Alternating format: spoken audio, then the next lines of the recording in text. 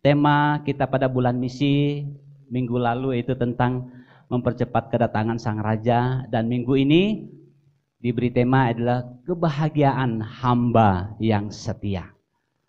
Kebahagiaan hamba yang setia. Mari kita membuka dari Matius 24 ayat yang ke-45 sampai 51. Ada ditampilkan di slide.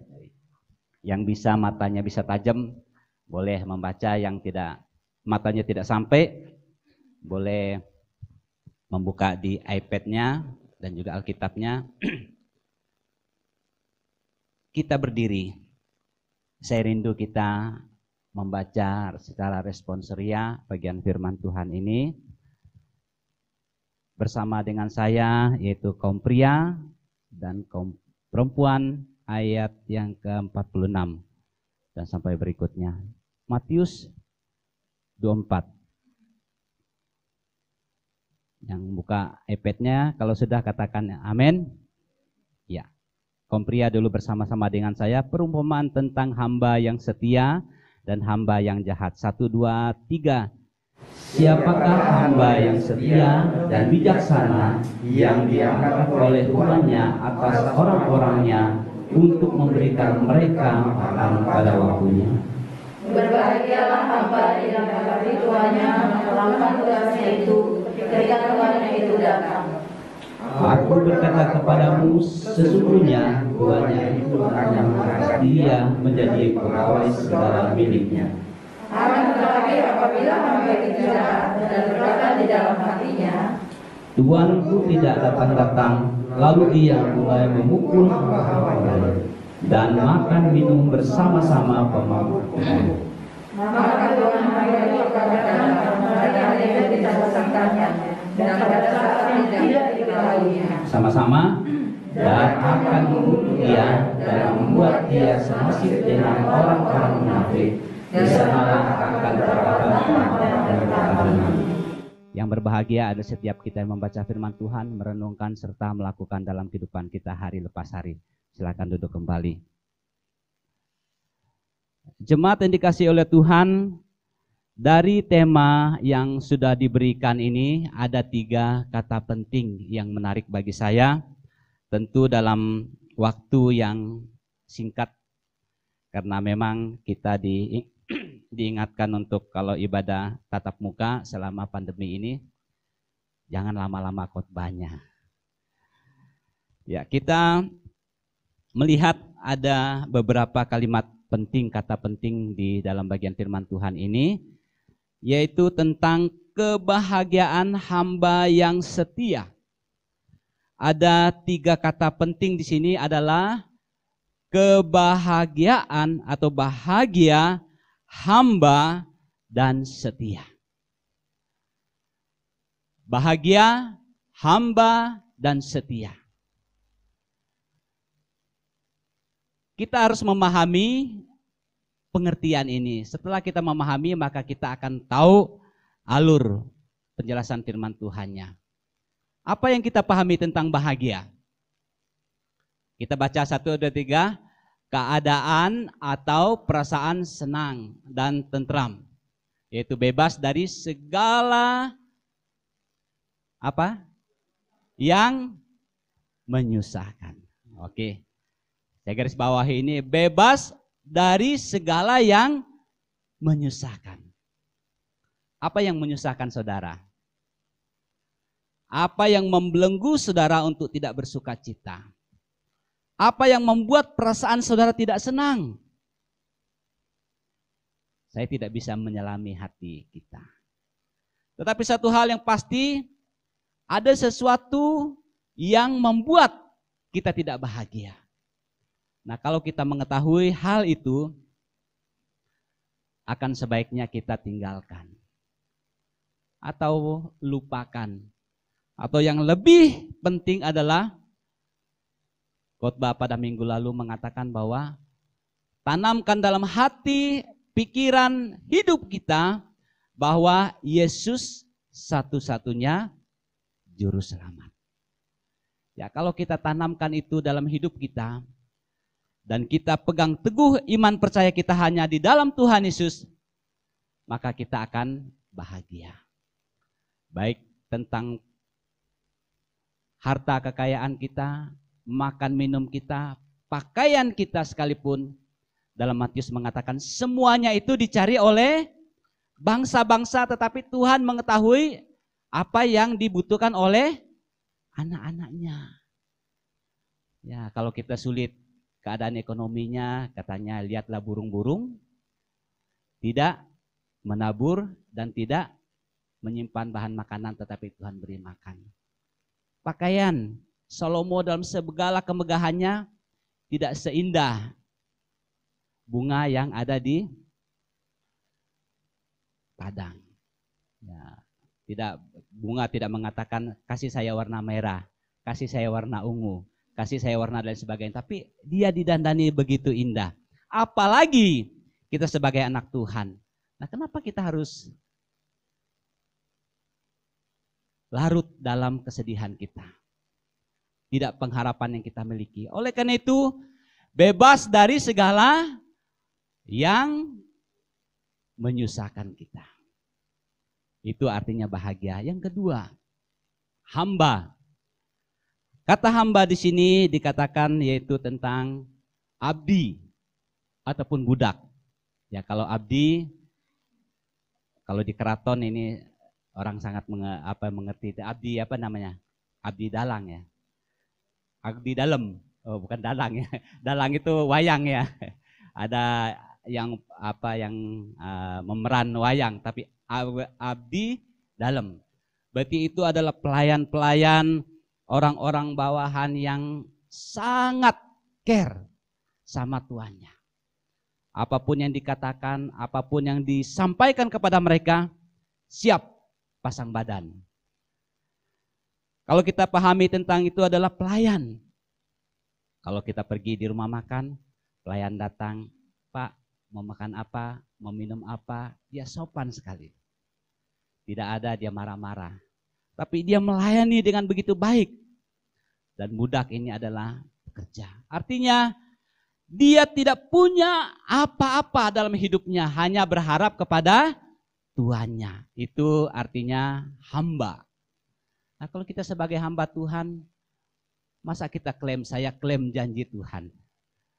Saya imani janji Tuhan. Kadang-kadang ada kata-kata yang demikian. Nah, kenapa harus klaim? Tuhan tahu kok apa yang dia berikan kepada kita.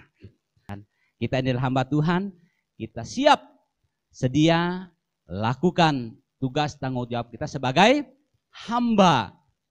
Bukan sebagai bos. Tapi kita adalah hambanya Tuhan. Yang berikut adalah kata setia. Patuh, taat, dan tetap teguh dalam hatinya. Tidak berbalik sedetik pun atau selangkah pun. Ataupun dia berpegang teguh dalam pendiriannya dan janjinya. Terlalu mudah untuk kita mengucap janji kita. Makanya ada lagu yang memulai, yang katakan kau yang memulai dan kau yang mengakhirinya. Kenapa terlalu cepat kita untuk mengucapkan janji? Kita dapat memahami dari kalimat tema kita pada hari ini adalah kebahagiaan hamba yang setia. Berarti hamba, tetapi dia bahagia. Mengapa dia bahagia? Karena dia hidup dalam kesetiaan.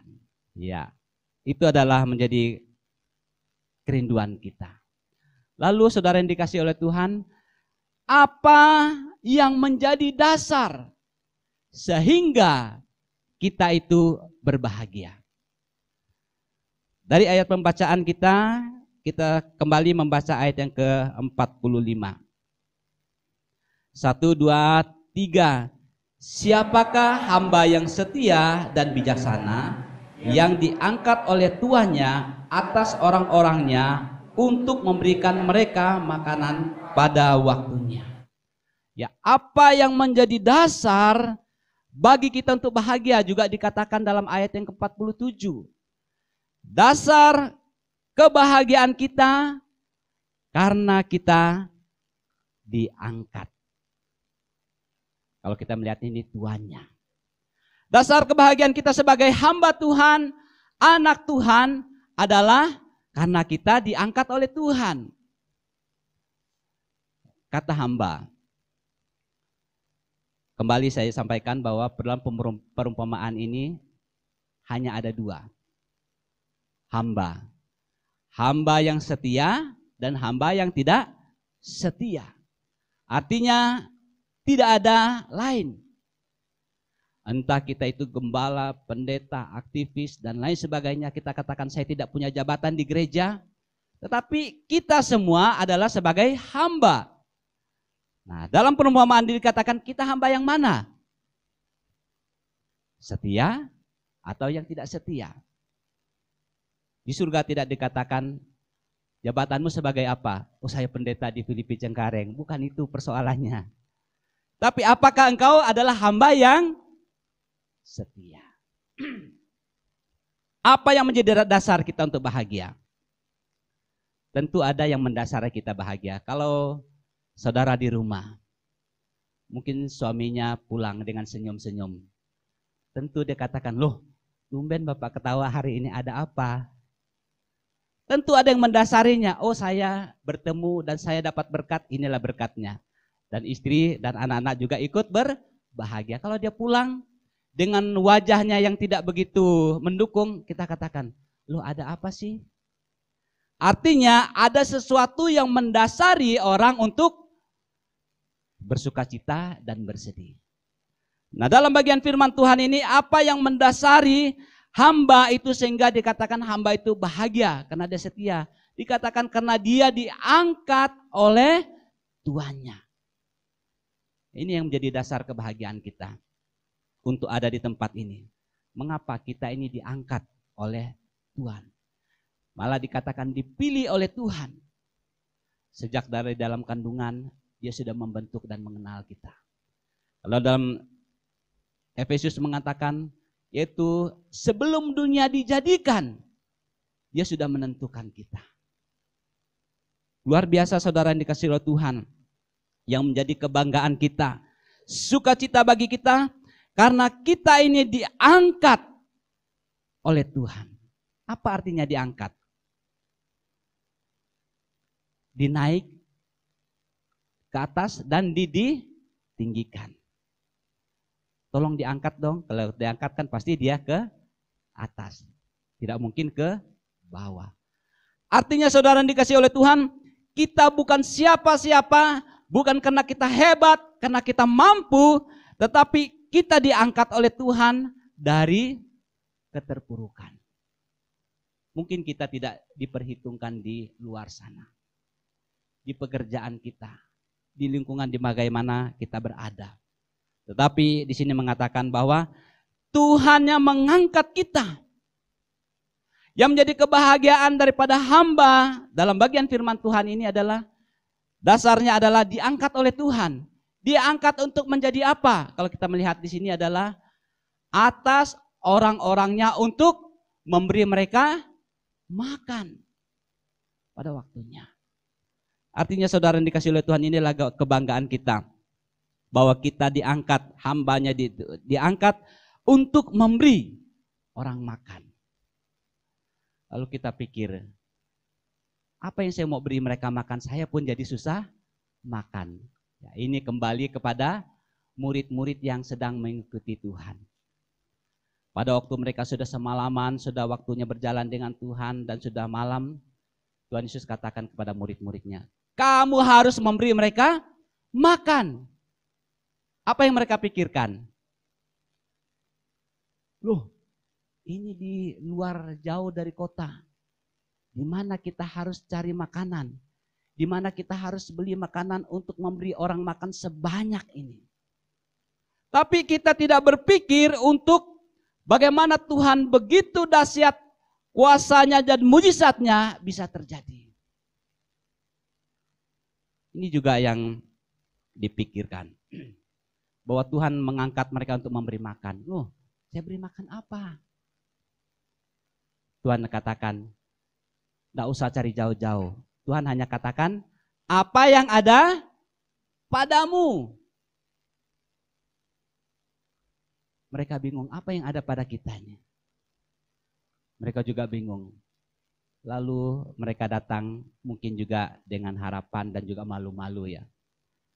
Kami hanya menemukan 5 roti dan 2 ikan, itu pun milik seorang anak. Lalu kita berpikir, 5 roti 2 ikan bisa makan 5.000 orang, bagaimana caranya? Karena kita menggunakan logika matematika, kita akhirnya tetap berdiri di tempat dan tidak melangkah untuk kita melihat karya besar yang Tuhan kerjakan.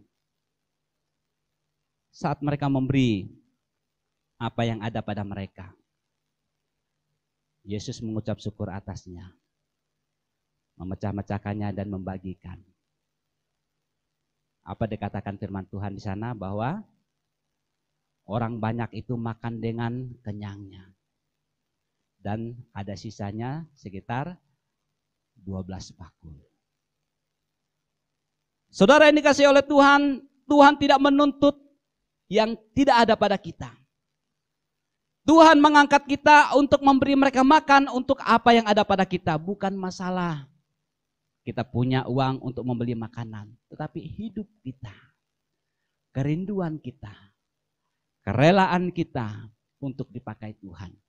Dengan kekuatan kerelaan yang kita berikan, maka Tuhan akan mengerjakan pekerjaan yang dahsyat dalam hidup kita.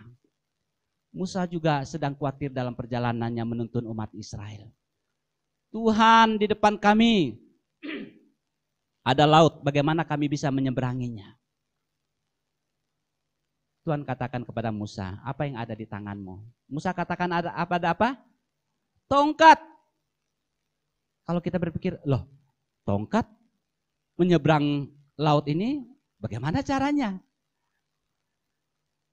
Kalau Musa hanya berpikir demikian, dia katakan, waduh, ini sesuatu hal yang di luar, tidak mungkin membawa umatnya, sedangkan berbalik itu ada tentara-tentara yang siap mengepung. Bagaimana dengan tongkat ini membawa orang banyak? Tapi dengan imannya memukul laut, laut itu terbelah. Artinya saudara yang dikasih oleh Tuhan, Tuhan bertanya, Tuhan mau apa yang ada pada kita?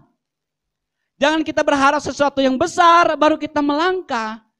Tetapi mulailah dari apa yang ada pada kita. Kenapa? Karena Dia yang mengangkat kita. Saat Dia mengangkat kita, menempatkan kita, tentu Tuhan mau memakai kita dengan kuasanya. Ada amin. Haleluya. Ini saudara yang dikasih oleh Tuhan, dasar kita untuk menjadi bahagia adalah karena kita diangkat oleh Tuhan. Diangkat untuk apa? Untuk memberi mereka makan dan untuk menjadi pengawas. Waduh. Ayat yang ke-47.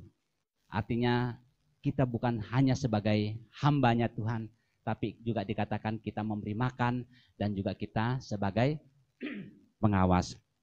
Ini yang menjadi dasar kebahagiaan kita di dalam kita mengiringi akan Tuhan.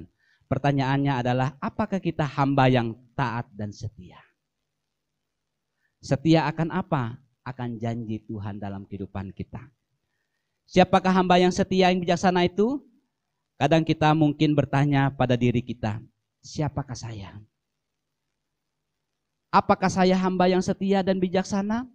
Apakah saya hamba yang tidak setia, ataukah saya adalah hamba yang sudah diberkati dan tidak mau untuk menjadi berkat? Kita tanamkan dalam kehidupan kita supaya kita bersuka cita menjadi hamba yang setia. Saya ini dipilih oleh Tuhan. Untuk apa? Untuk menjadi alat berkat dalam tangan Tuhan. Dengan cara apa? Apa yang ada pada kita. Jangan dulu kita bandingkan kita dengan orang lain. Karena Tuhan memberi kepada setiap orang dengan kekuatan dan juga karunia yang Tuhan berikan kepada kita masing-masing. Ada karunia yang bisa untuk memberi orang bersuka cita, menasihati, berdoa. Tapi dengan orang banyak kita bersekutu dengan karunia kita masing-masing. Menasihati dan mendoakan, maka mujizat Tuhan pasti nyata dalam kehidupan kita. Itu adalah dasar sukacita kita kepada Tuhan. Karena yang berikut adalah apa yang menjadi dasar sukacita kita, karena kita taat.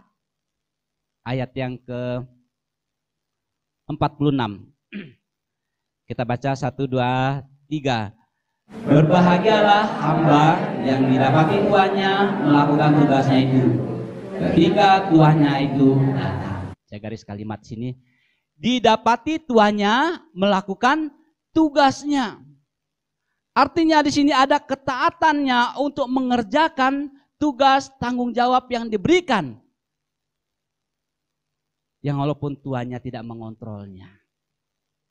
Tetapi dia tetap bekerja dan tetap bekerja karena dia sebagai hamba.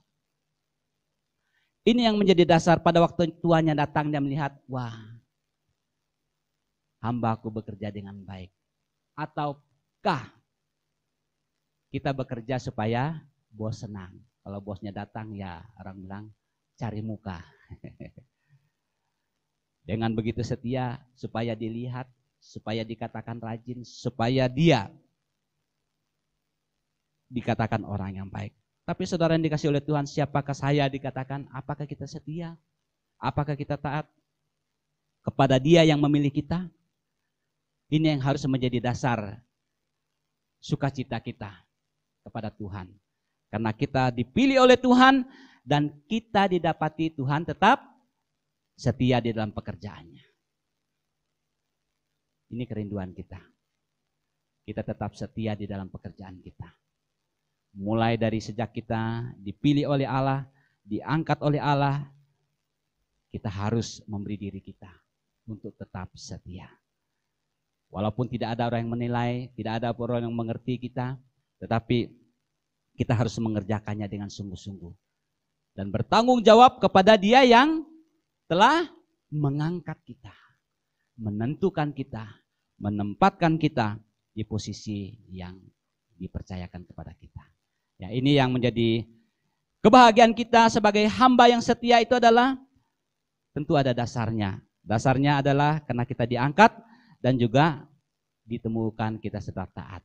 Dan yang kedua, apa ciri-ciri dari orang yang setia? Tentu kita bisa tahu, kita menilai seseorang, oh ini ciri-ciri orang yang setia, oh dia tetap setia, dia bukan orang sembarangan tetapi dia orang setia. Dan apa ciri-cirinya orang setia? Masih ayat yang 46, 1, 2, 3.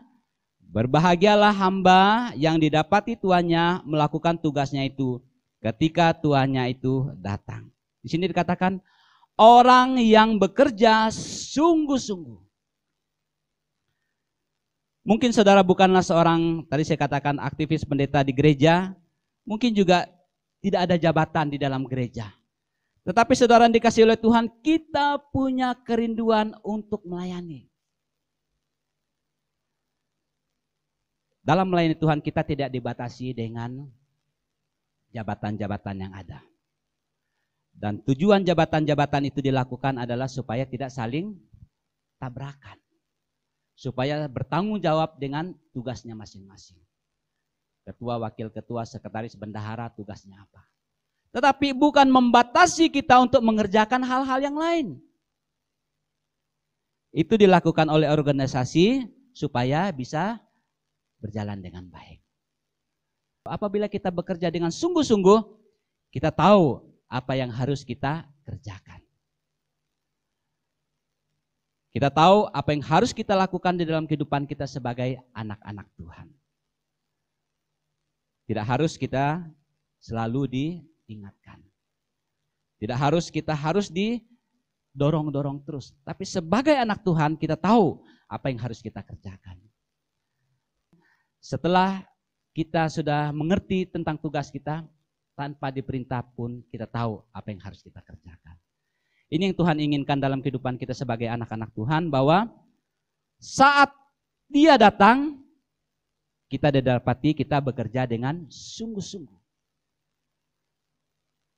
Yang berikut, ciri-ciri orang yang setia. Ayat yang ke-51, 1, 2, 3. Dan akan membunuh dia dan membuat dia senasib dengan orang-orang munafik. Di sanalah akan terdapat retapang dan kertakan gigi. Nah, saudara yang dikasih oleh Tuhan, saya garis kalimat di sini ya, kata di sini adalah munafik. Apa yang saudara pahami tentang munafik? Munafik di sini artinya orangnya pura-pura care sama kita dan pura-pura baik, pura-pura percaya, dan pura-pura suka.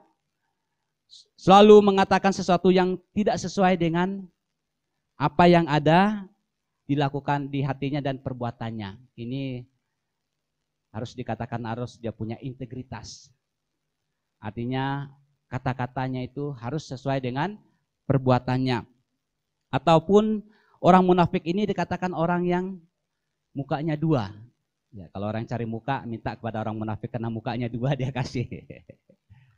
Di depan dia bilang iya, nanti di belakang dia bilang iya juga. Nanti ngomong sini bilang iya, sana bilang iya. Artinya ini orang yang munafik. Nah, di sini katakan ciri-ciri orang yang setia di sini adalah orangnya tidak munafik. Ya, kalau orang munafik tentu dia tidak setia. Dia hanya menyenangkan orang saja. Tapi tidak ada tindakan yang dikerjakan. Mengapa kita jangan menjadi seperti orang-orang munafik, orang-orang yang bermuka dua? Karena Allah mau kita melakukan sesuatunya dengan motivasi yang murni. Bukan mau dilihat, bukan mau dipuji, bukan mau ataupun bukan karena. Tapi kalau kita melakukan sesuatu karena apa? Mungkin karena kita senang, kalau tidak senang tidak mau. Karena kita dipuji, kalau tidak dipuji tidak mau. Artinya saudara yang dikasih oleh Tuhan, kalau kita punya motivasi yang demikian, artinya kemungkinan besar kita di orang yang munafik. Tetapi kalau kita melakukan tugas apapun, tidak ada yang bisa menghalangi. Kan seperti minggu lalu saya katakan bahwa kalau kasih sudah menjadi dingin, tentu alasannya akan bermacam-macam. Tetapi kalau dia masih seperti kasih yang mula-mula, tidak ada sesuatu pun yang menghalangi dia untuk melangkah. Tetapi saudara yang dikasih oleh Tuhan, kalau sudah kasihnya sudah mulai menjadi dingin, dia akan menjadi seperti orang yang munafik. Oleh karena itu, mengapa kita tidak menjadi orang yang munafik? Karena Allah mau kita melakukan segala sesuatunya dengan motivasi yang murni. Motivasi kita untuk apa? Untuk memuliakan Tuhan. Apapun kata dunia, yang penting urusanku dengan Tuhan. Tentu orang tidak memuji kita. Tentu orang tidak menghargai apa yang kita perbuat. Tetapi mata Tuhan melihat apa yang kita perbuat. Makanya firman Tuhan mengatakan, jerih payahmu dalam melayani Tuhan tidak akan sia-sia.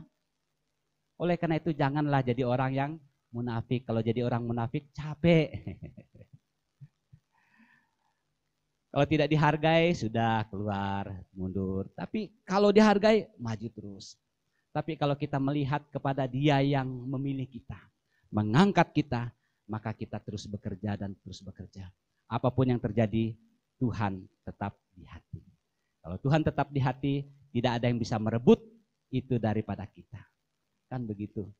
Kalau waktu kita senang-senang sama seseorang, berani loh ya. Kamu harus melangkah mayatku dulu, kan begitu. Kalau sudah tidak mau ya ambil aja, masih ada yang lain.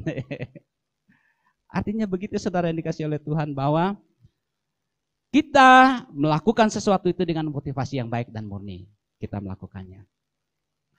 Dan yang kedua, mengapa kita tidak menjadi orang yang munafik? Karena setan tidak senang kita terlibat di dalam pelayanan. Ya, ini pekerjaan setan. Kita sudah bekerja, lalu dia usik-usik, udahlah jangan. Kita sudah melakukan ini, udahlah jangan capek. Nah, ada juga yang memperhitungkan. Kita lupa bahwa kita ini adalah hambanya Tuhan. Tuhan yang melihat apa yang kita perbuat, bukan manusia.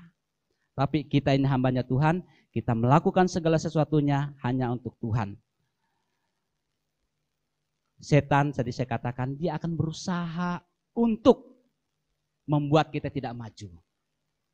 Udah, kamu tidak ada kemampuan. Udah, kamu tidak bisa. Kamu tidak bisa jadi MC. Kamu tidak bisa pimpin doa. Tidak usahlah. Keluargamu sudah berantakan, tidak usah. Tidak ada orang yang mau percaya dengan kamu, kan begitu iblis katakan. Akhirnya kita katakan, oh iya ya, saya ketemu si A kok orangnya diam aja. Terus saya ketemu orangnya tidak mau salaman. Ya kemungkinan orang itu tidak lihat kita, akhirnya iblis sudah bilang tuh, dia tidak mau salaman sama kamu karena kamu ada apa-apanya gitu ya. Akhirnya kita mendugakan sesuatu hal-hal yang seharusnya tidak. Kenapa? Senang iblis begitu. Dia mau mengadu sana, mengadu sini, akhirnya kita yang jadi korban, kita lupa.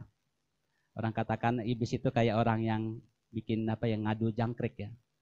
Kalau ngadu jangkrik, kalau jangkriknya dibikin satu tempat, pokoknya jangkriknya berantem sampai kaki-kakinya habis.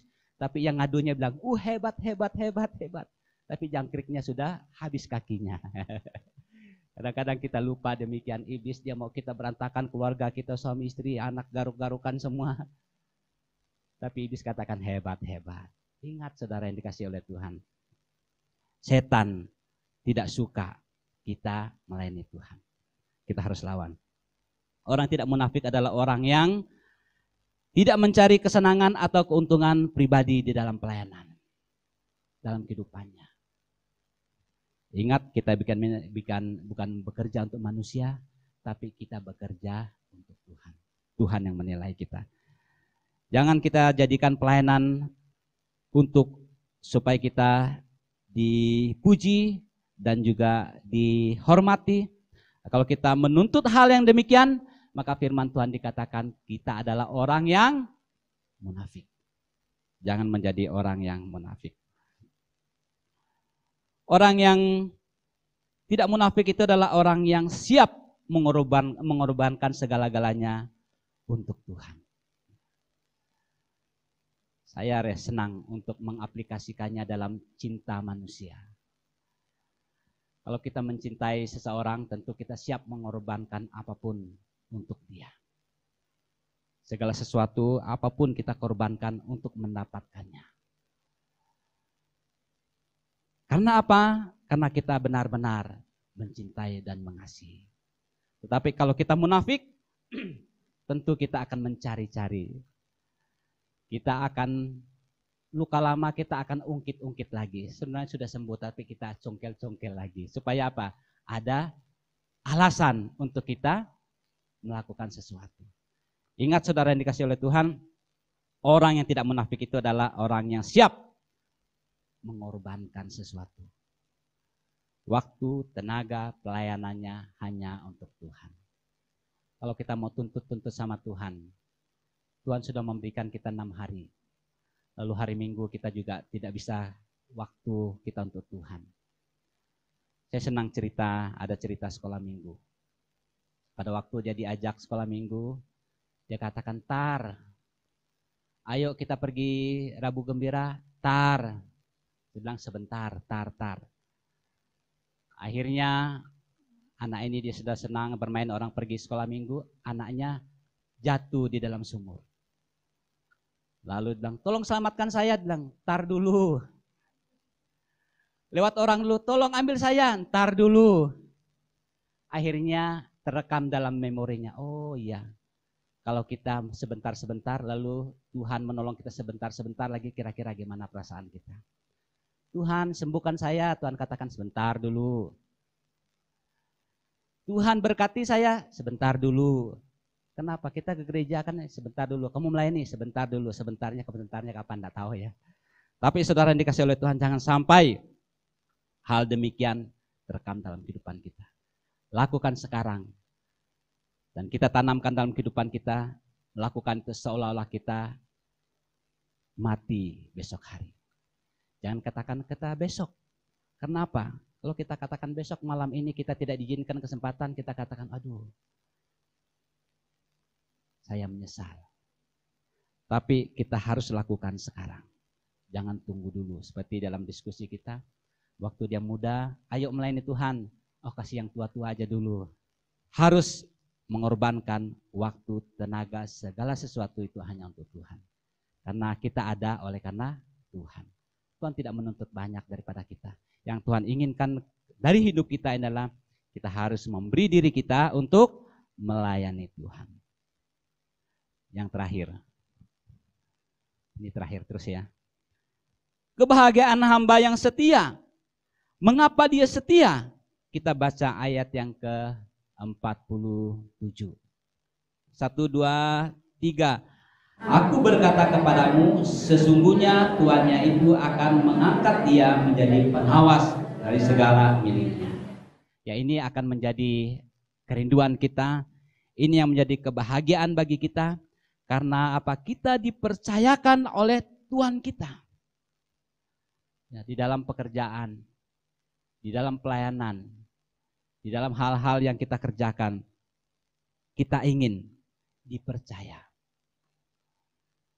Kalau kita sudah tidak dipercaya, akan sulit bagi kita untuk melangkah. Saya garis bawahi, akan begitu sulit bagi kita untuk melangkah. Yang harus dilakukan di sini adalah pembuktian diri. Kenapa hamba itu bahagia? Karena dia dipercayakan. Lalu kita katakan, terima kasih atas kepercayaannya, saya akan mengerjakannya dengan sungguh-sungguh. Apa yang menjadi, kenapa dia bahagia? Di sini dikatakan ayat ke-45, siapakah hamba yang setia dan bijaksana yang diangkat oleh tuannya atas orang-orangnya untuk memberikan mereka makan. Di sini dikatakan bahwa diberi tanggung jawab yang lebih besar lagi. Kita diberi tanggung jawab yang lebih besar. Tepatlah firman Tuhan mengatakan, kalau kamu setia dalam perkara yang kecil, maka kamu akan dipercayakan perkara-perkara yang besar. Kita sudah diskusi berapa minggu yang lalu tentang talenta. Ada yang diberi 5, ada yang diberi 2, ada yang diberi 1.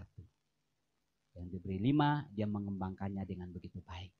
Yang 2 juga diberikan, yang 1 malah disimpan dan kemudian diambil kembali.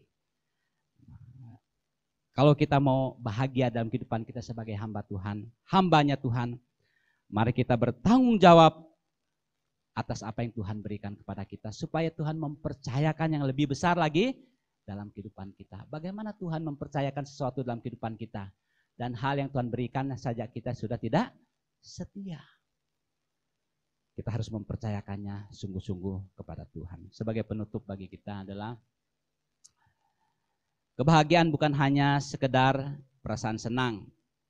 Kita bisa tertawa, tidak ada masalah dalam kehidupan kita, tidak ada beban berat.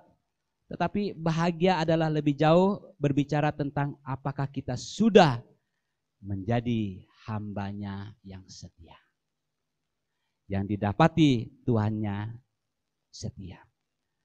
Kebahagiaan hamba Tuhan yang setia adalah apabila saat ia didapati tuannya sedang melakukan tugasnya dengan baik.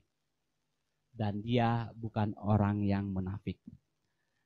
Dengan demikian, maka dia dipercayakan oleh tuannya dan juga dikatakan diberi tanggung jawab yang lebih besar lagi. Dan itulah menjadi sukacita kita. Kalau kita sudah tidak dipercaya dan tidak diberi tanggung jawab, tentu kita sedang berpikir, mengapa? Koreksi diri kita, jangan melihat orang lain, tapi melihatlah diri kita. Ada apa dalam diriku? Dengan demikian kita dapat menjadi orang yang berbahagia karena Tuhan. Mari kita tunduk kepala dan berdoa.